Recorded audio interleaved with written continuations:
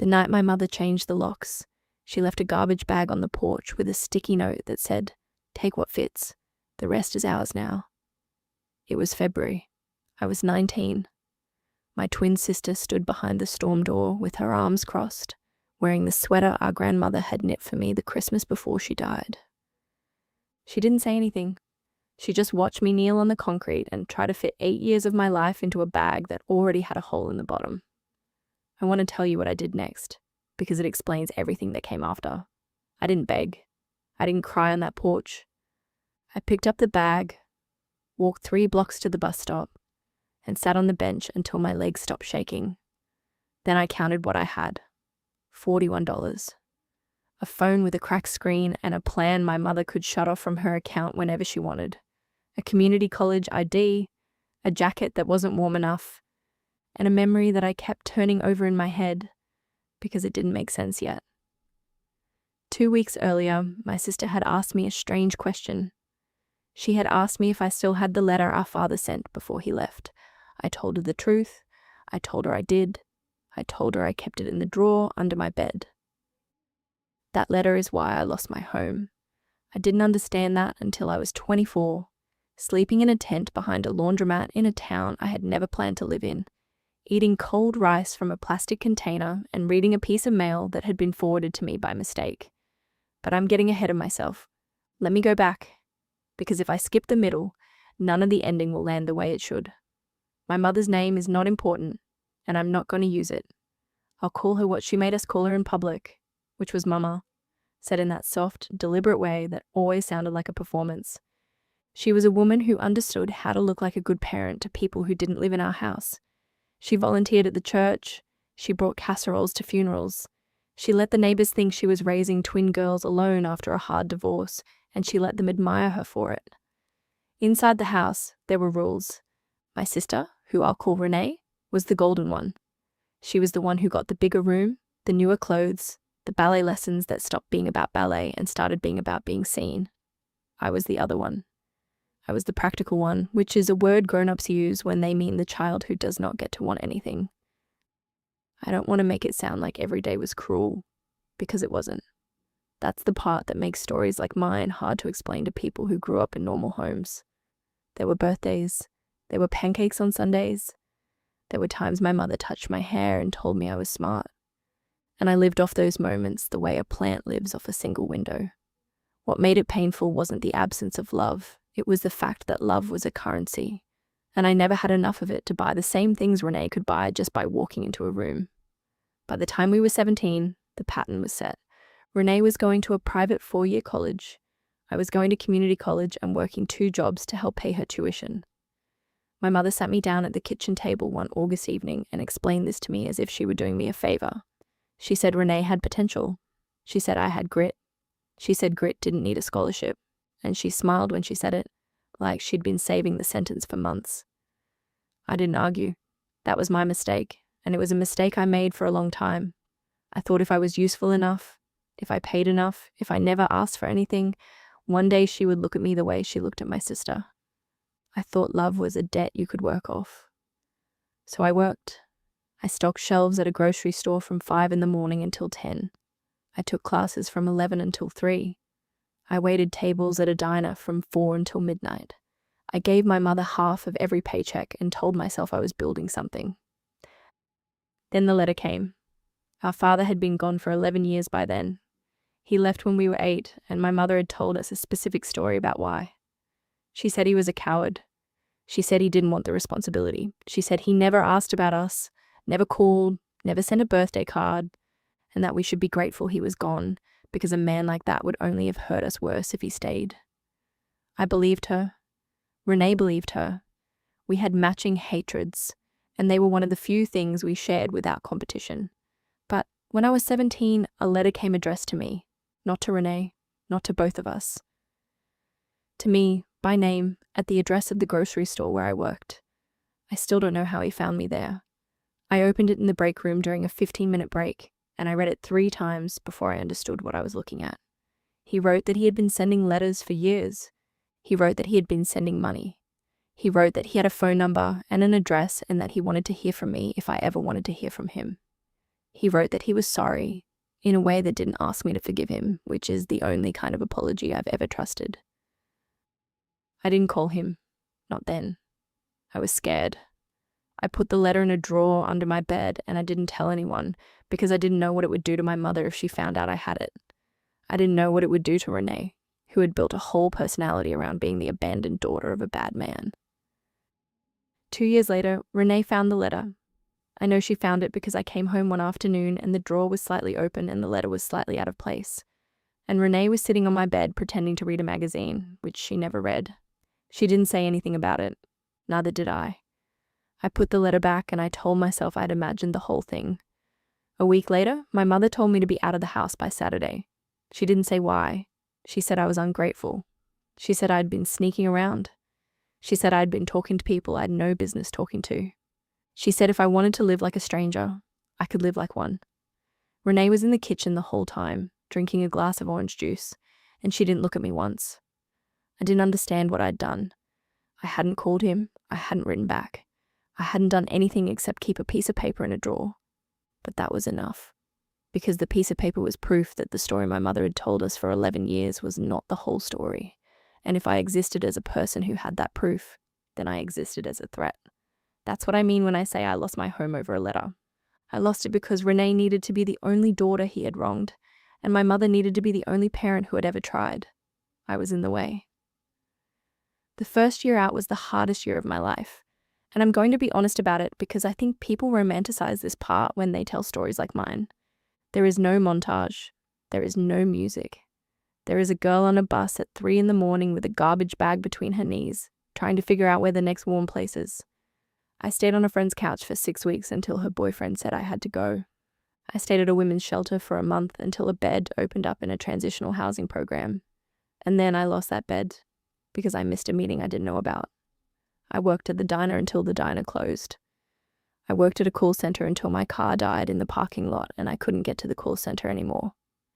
I sold the car for $200 to a man who I'm pretty sure that knew I was desperate. I used the $200 to buy a tent. The tent is the part people don't like to hear about. They want the story to skip over it. I lived in that tent, on and off, for almost 3 years. Not continuously. There were shelters. There were nights on friends' floors.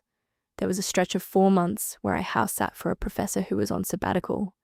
And I cried the first time I slept in a real bed because I'd forgotten what it felt like to lie down without listening for footsteps. But the tent was the through line. I set it up behind the laundromat because the owner, an older man who never asked me my name, let me use the bathroom in the morning and charge my phone by the vending machine. He knew. He never said he knew. He just left the back door unlocked at 5 a.m. and looked the other way when I came out with wet hair. I want to tell you what saved me, because it wasn't a person, and it wasn't a windfall, and it wasn't a stranger with a checkbook. It was a night class. The community college let me finish my associate degree even after I couldn't afford the fees, because a woman in the financial aid office named Mrs. Alvarez decided, for reasons I still don't understand, that I was worth fighting for. She filed paperwork I didn't know existed. She got me into a program for students who were experiencing what they called housing instability, which is a polite phrase for what I was doing. She sat across from me one afternoon in her small office with the broken blinds, and she said, "You are not going to be here forever, but you have to decide what forever looks like, or someone else will decide for you." I decided that night, in the tent, with a flashlight and a notebook I'd stolen from a hotel lobby. I wrote down what I wanted my life to look like when I was 30. I wrote it in specific terms, because I'd learned by then that vague dreams die faster than concrete ones. I wanted a 1-bedroom apartment with a door that locked. I wanted a job where I sat at a desk. I wanted a bank account with 3 months of expenses in it. I wanted to be able to buy a birthday cake for someone I loved without checking the price. That was the list. That was all of it. And I want to be clear. I didn't achieve it in a year. I didn't achieve it in 2. It took me most of my 20s. I got the associate degree at 22. I got the first desk job at 23, answering phones for a logistics company for $14 an hour. And I cried in the bathroom on my first day because the chair was mine and no one could take it away. I got the bachelor's degree at 26, at night, 1 class at a time. I got the apartment at 27. I got the savings account at 28. I didn't hear from my mother in any of those years. I didn't hear from Renee either. I heard about them sometimes, through a cousin who still spoke to me. Renee had graduated. Renee had gotten married. Renee had moved to a bigger city and then a bigger one after that. My mother had retired early. There was money, the cousin said, more money than there should have been. She didn't know where it came from. I did. I didn't say so.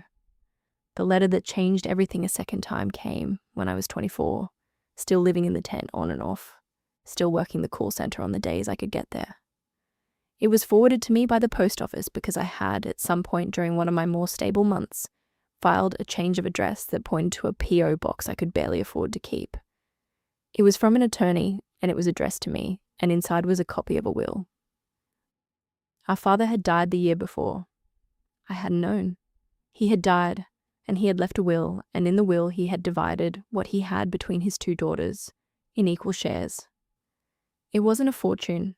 It was a modest amount, the kind of money a man makes when he works his whole life at a job that doesn't pay well but pays steadily. But it was mine. Half of it was mine. Except it wasn't, because according to the letter from the attorney, the estate had been settled a year earlier. Both daughters had been located, contacted, and paid. Both daughters had signed the paperwork.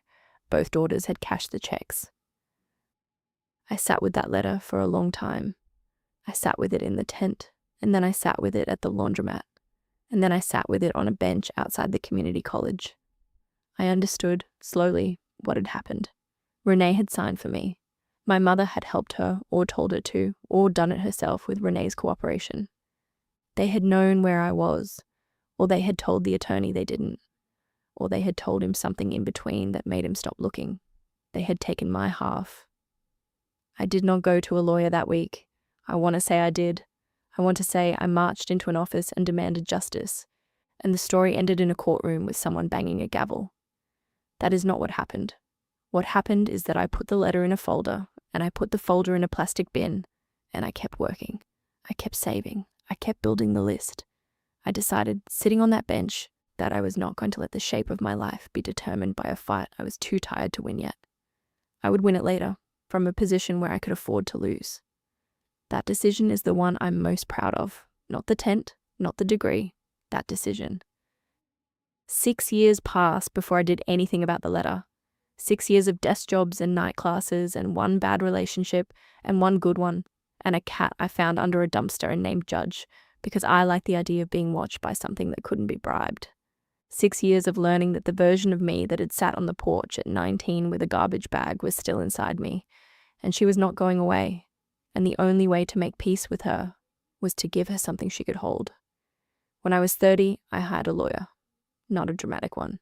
A quiet one, a woman who had done a lot of estate work and who listened to my story without interrupting and without pity, which is what I needed. She looked at the letter from the attorney. She looked at the copy of the will. She looked at the signature on the paperwork that had released my share of the estate, and she asked me a simple question. She asked if the signature looked like mine. It did not. It was close. It was the kind of close that a twin sister could manage after a lifetime of practice.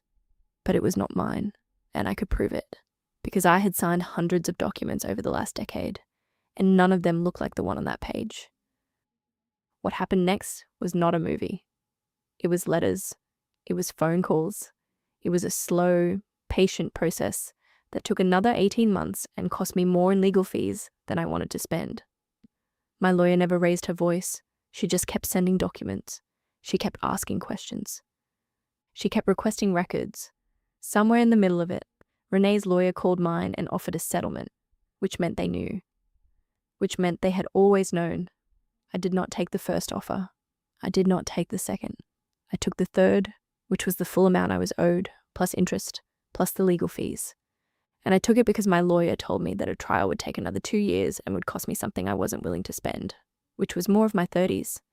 I signed the settlement in a small conference room on a Tuesday afternoon. I did not cry.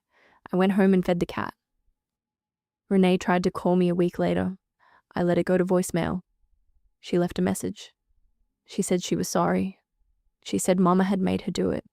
She said she had been young and scared and she hadn't understood what she was signing. She said she wanted to meet for coffee. She said she missed me. I listened to the message twice. I did not save it. I did not delete it either.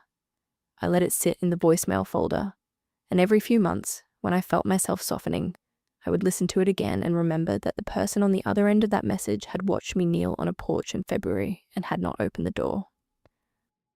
I never called her back. I never wrote to her. I never told her what I did with the money. What I did with the money is the closest thing this story has to an ending, and it's smaller than you might expect. I paid off the last of my student loans. I put 6 months of expenses in the savings account instead of the 3. I bought a small house, not a big one, in a town where I knew the 3 people and liked 2 of them. And I sent a check, anonymously, to the laundromat owner who had left the door unlocked for me for 3 years.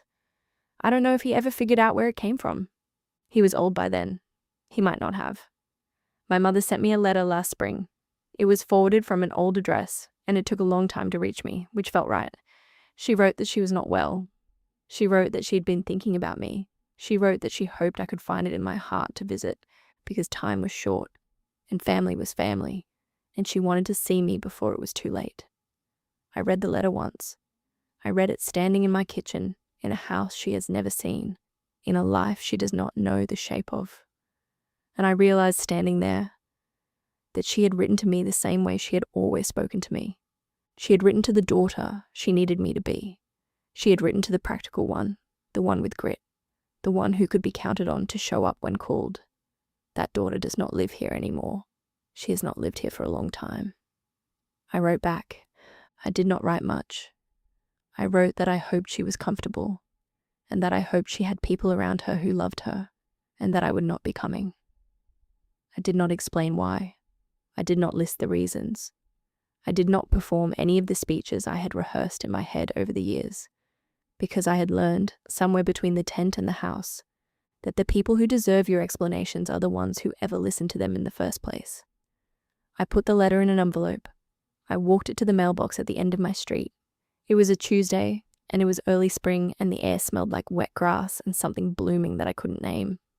I dropped the letter in the slot, and I stood there for a moment with my hand on the cold metal, and I thought about the girl on the porch with the garbage bag, and I told her, quietly, that we were okay now, that we had a door, that the door had a lock, that the lock was ours. Then I walked home, and I fed the cat, and I made dinner for one, and I ate it at a table I had bought with money I had earned, in a room that belonged to me, in a life that no one in that house on that February night would have believed I could build. That is the ending, not the settlement, not the letter to my mother, the dinner, the table, the quiet. If you are somewhere tonight, in a car or a shelter or a couch or a tent, and you are counting what you have and it isn't enough, I want to tell you something that I wish someone had told me on that bus at 3 a.m. The people who threw you out did it because they were afraid of who you were going to become. They were right to be afraid. Take your time, build the list, make it specific. And when the door is finally yours, put a good lock on it and decide carefully who gets a key. Mine has 2 keys. One is on my ring. The other is in a drawer, unused in case I ever need to give it to someone who has earned it. So far, no one has, and I am, for the first time in my life, in no hurry at all.